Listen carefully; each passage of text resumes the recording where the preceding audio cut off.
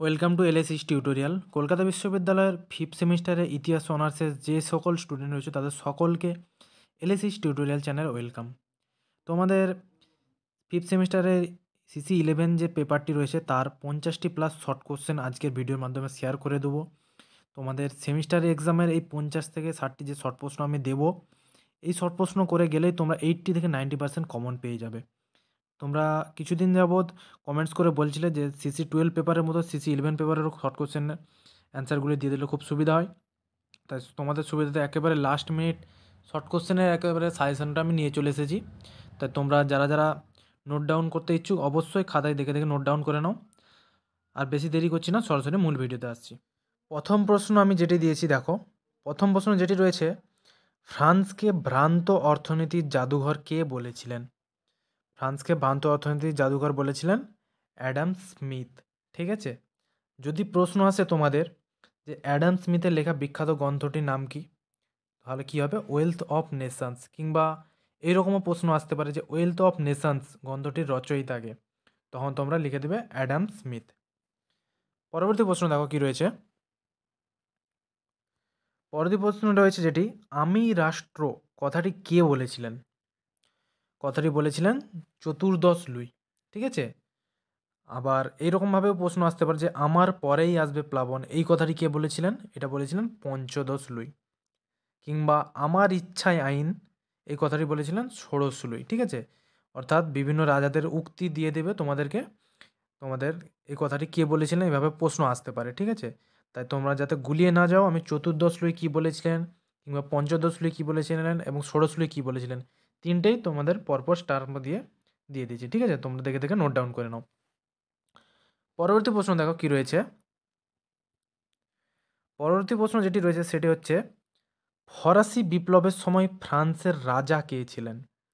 ফরাসি বিপ্লবের সময় ফ্রান্সের রাজা ছিলেন ষোড়শ লুই। আর যদি প্রশ্ন আসে রানী কে ছিলেন, তখন হবে মেরি আন্তোয়ানেট। ভিভিআই প্রশ্ন। ঠিক আছে, খুব ভালো করে তোমরা এই প্রশ্নটা করে যাবে, হয়তো এই এক্সামে দিয়ে দিতে পারে তোমাদের, কারণ এর আগে তোমাদের বিভিন্ন কর পড়েছে কিংবা অন্যান্য প্রশ্ন পড়েছে, কিন্তু ফ্রান্সের রাজা কে ছিলেন এই ধরনের প্রশ্ন আসেনি। তাই এই প্রশ্নটা খুব ভালো করে দেখে যাবে তোমরা। পরবর্তী প্রশ্নটি দেখো কি রয়েছে, জ্ঞানদীপ্তির যুগে একজন দার্শনিকের নাম লেখো। এই প্রশ্নটি কিন্তু তোমাদের 2020 সালে এসেছিল, ভিভিআই প্রশ্ন। তাহলে যদি বলে একজন দার্শনিকের নাম লেখো, মন্তেস্কু, ভলতেয়ার, রুসো, এই তিনজনের মধ্যে তোমরা যে কোনো একজনের নাম লিখলেই হবে। ঠিক আছে, আর যদি প্রশ্ন আসে জ্ঞানদীপ্তির যুগে একজন শাসকের নাম লেখো, তাহলে কি হবে? দ্বিতীয় জোসেফ কিংবা তোমরা দ্বিতীয় ফ্রেডারিক লিখবে।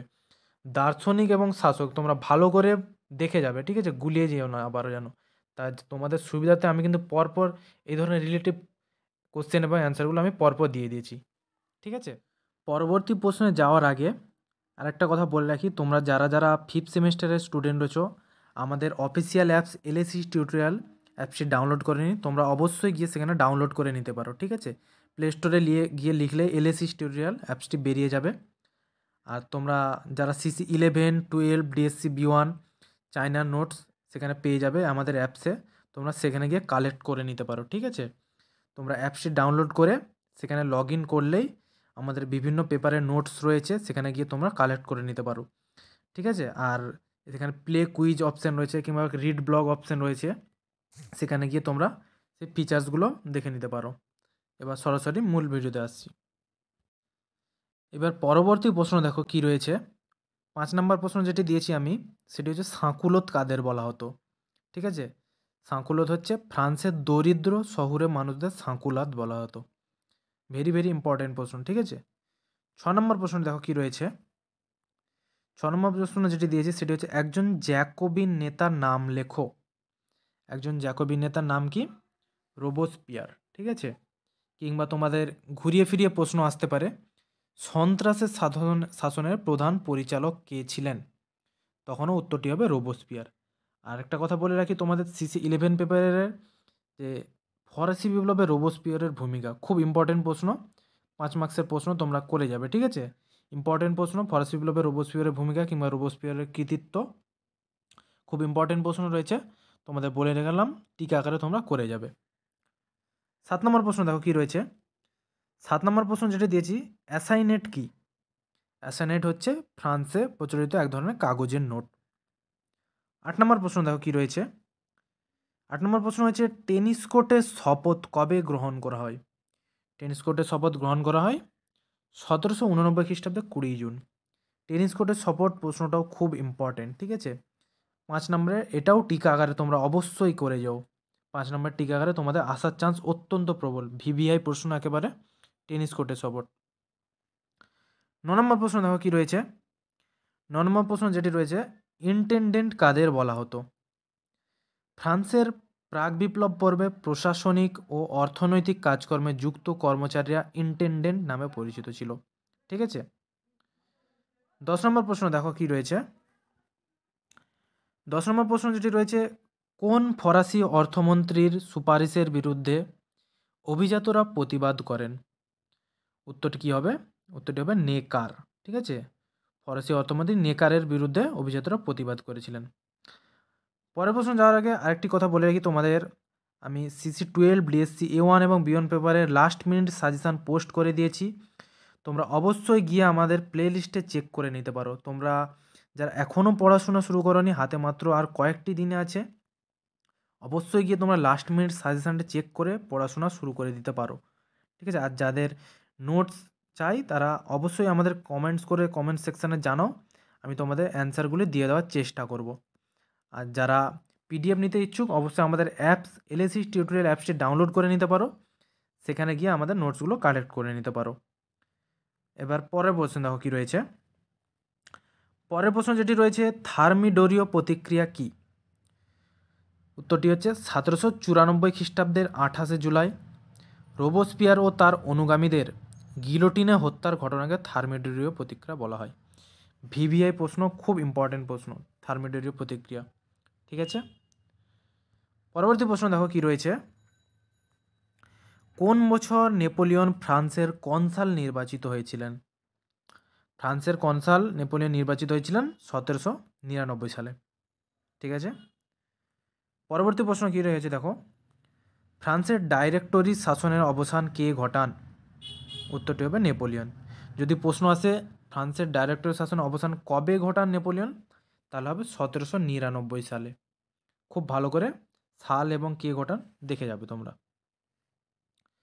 এরপর সরাসরি 14 নম্বর প্রশ্ন দেখো কি রয়েছে। নেপোলিয়ন কবে তার বিখ্যাত আইনবিধি রচনা করেন? উত্তরটি হবে 1804 সালে। আচ্ছা, নেপোলিয়ন বিখ্যাত আইনবিধির নাম কি? Code Napoleon. আমি ব্যাকেটে লিখে দিয়েছি, ঠিক আছে, তোমাদের সুবিধার্থে তোমরা অবশ্যই দেখে নিও। পরবর্তী প্রশ্ন দেখো, 15 দাগের প্রশ্ন কি রয়েছে। ফরাসি সমাজের বাইবেল কাকে বলা হতো? উত্তরটি হবে কোড নেপোলিয়নকে। অর্থাৎ কোড নেপোলিয়ন হচ্ছে ফরাসি সমাজের বাইবেল নামে পরিচিত ছিল। খুব ইম্পর্টেন্ট প্রশ্ন, তোমরা দেখে যাও অবশ্যই।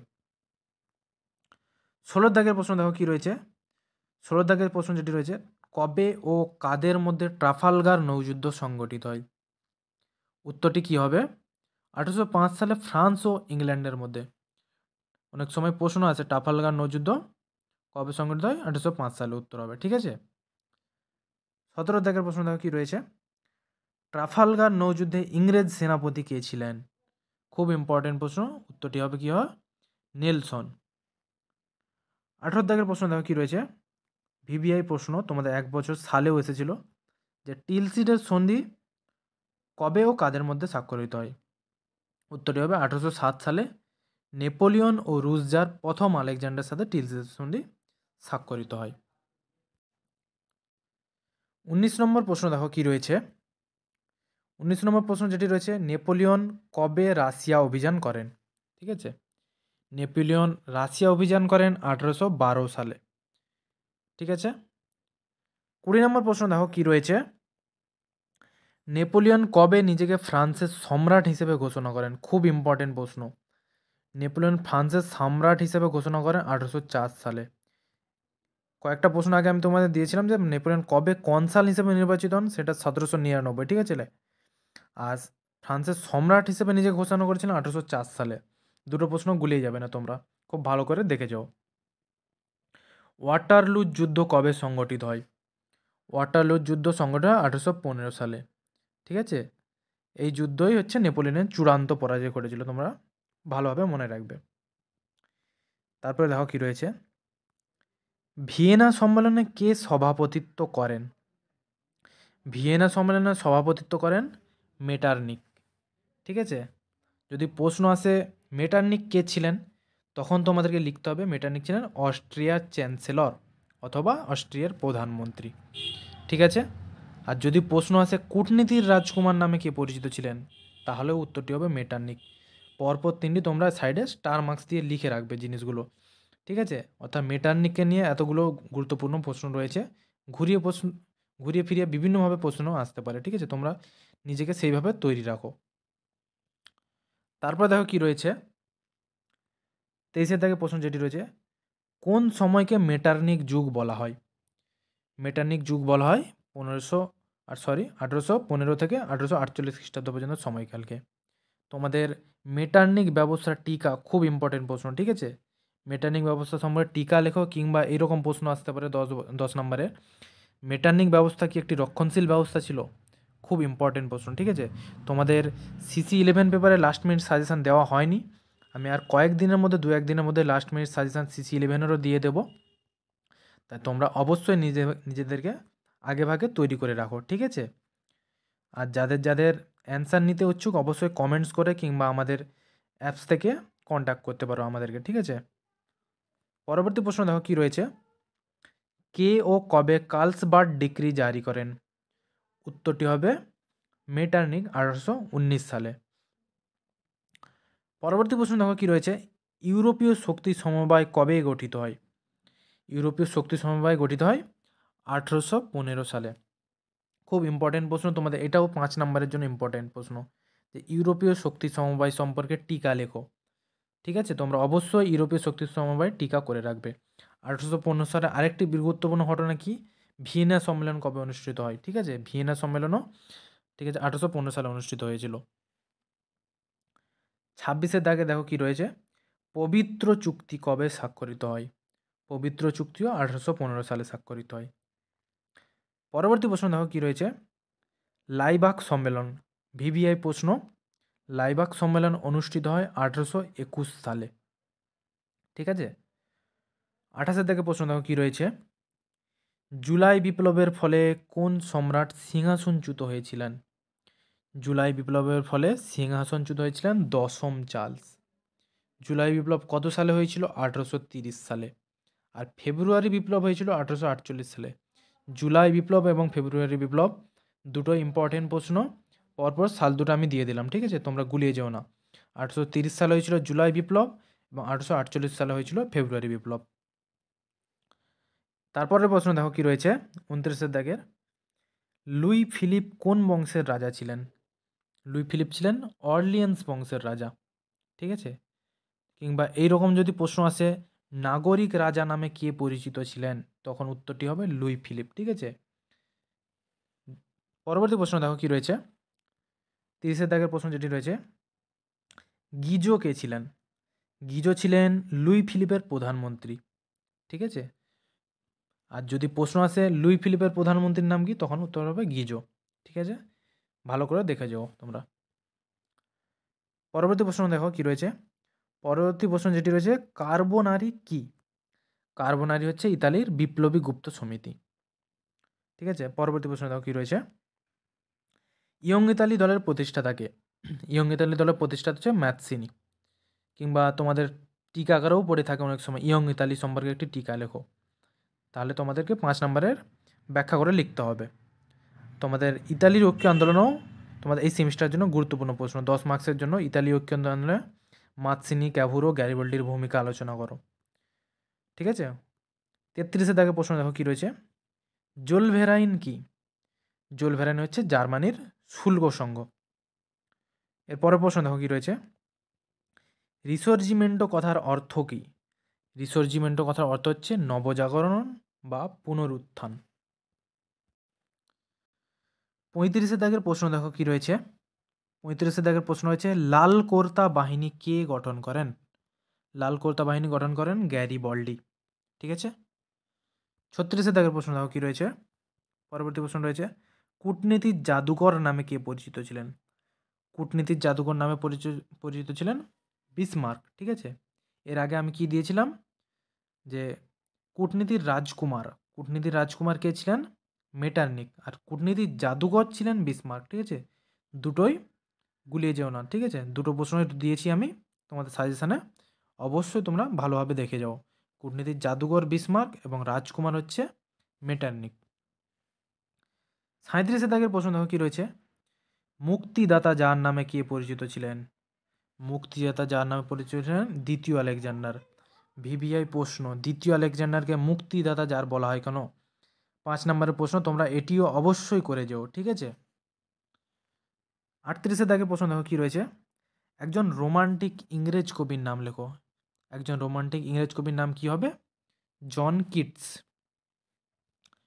পরবর্তী প্রশ্ন দেখো কি রয়েছে, 39 দাগের প্রশ্ন যেটি দিয়েছি, একজন কল্পনাপ্রবণ সমাজতন্ত্রবাদীর নাম লেখো। একজন কল্পনাপ্রবণ সমাজতন্ত্রবাদীর নাম কি কি হবে? রবার্ট কেওহান হতে পারে, চার্লস ফুরিয়ের হতে পারে, কিংবা সাঁসিমো। আমি তিনজনেরই নাম দিয়েছি, তোমরা যে কোনো একজন লিখলেই হবে।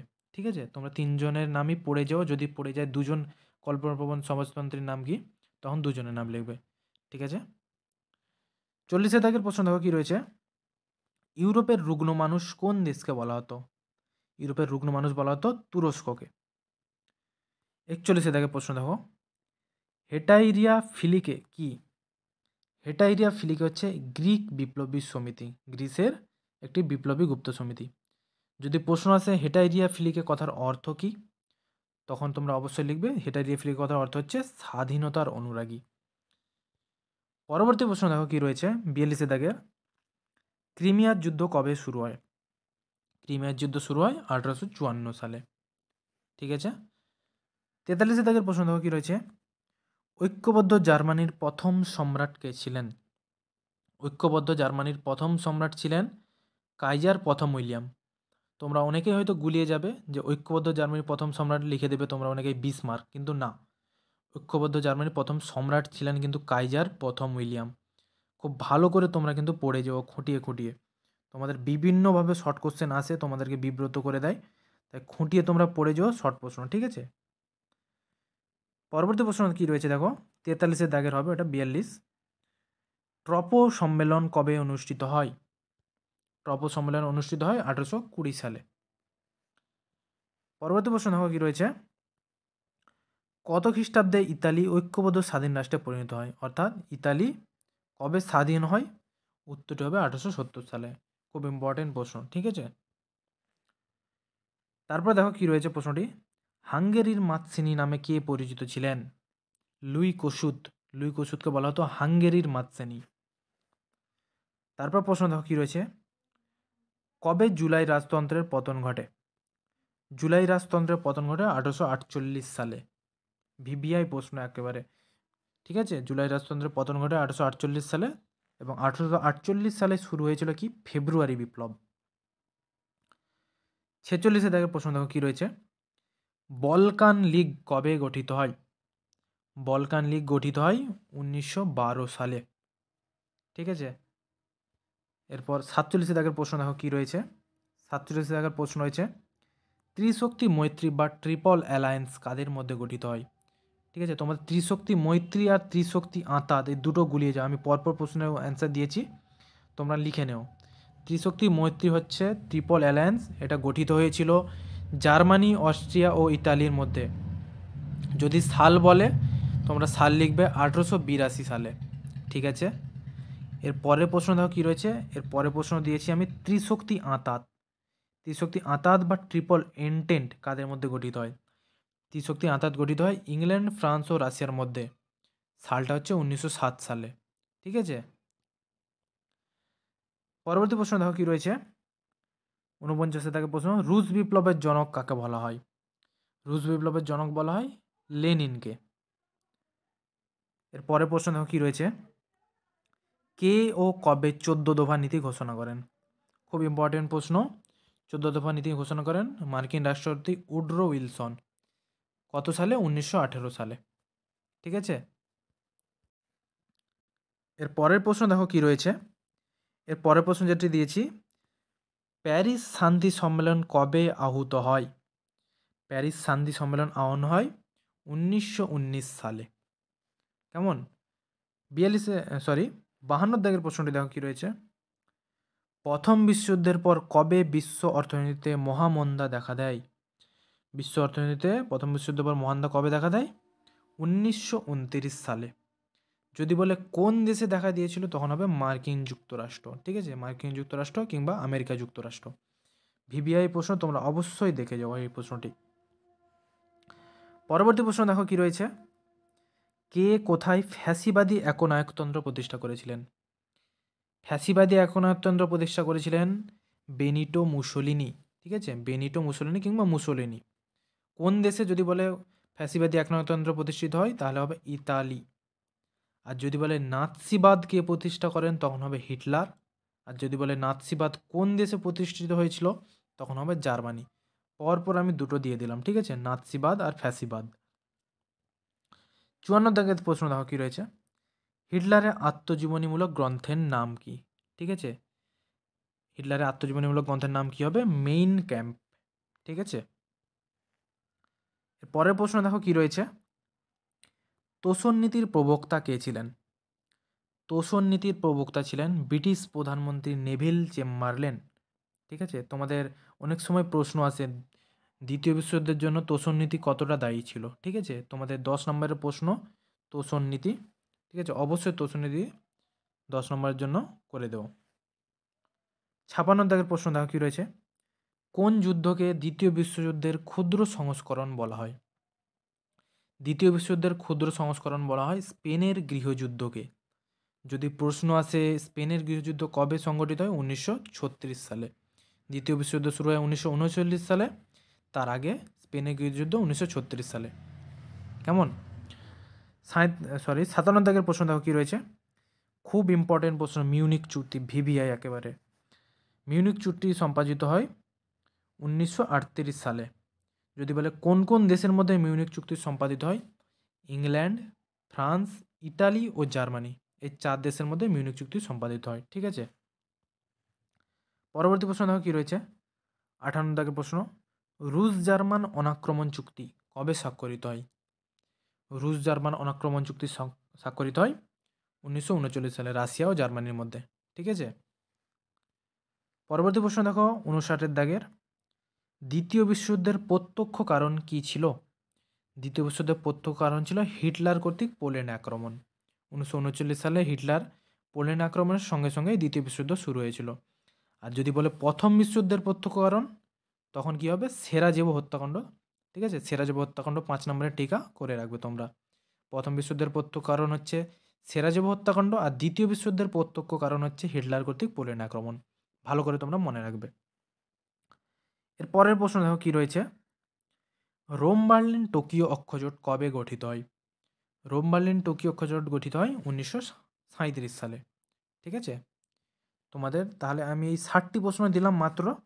এই 60টি প্রশ্ন তোমরা করে গেলে এখান থেকে অধিকাংশ প্রশ্ন অবশ্যই কমন পেয়ে যাবে। ঠিক আছে, তাহলে তোমরা যারা যারা অন্যান্য লং কোশ্চেন নিতে ইচ্ছুক তোমরা অবশ্যই কমেন্টস করে জানাও। আর যদি পিডিএফ আকারে নিতে চাও অবশ্যই আমাদের অ্যাপসটি ডাউনলোড করে নিতে পারো। দেখা হচ্ছে পরের ভিডিওতে। আর তোমাদের CC11 পেপারের সাজেশন আমি কিছুদিনের মধ্যেই পোস্ট করে দিচ্ছি। তোমরা অবশ্যই আগে ভাগে রেডি হয়ে নাও, তোমাদের এক্সাম খুব কাছেই রয়েছে। তাই আর বেশি দেরি করছি না, দেখা হচ্ছে পরের ভিডিওতে। আর যারা নতুন এসেছো অবশ্যই লাইক, কমেন্ট এবং সাবস্ক্রাইব করে রাখবে।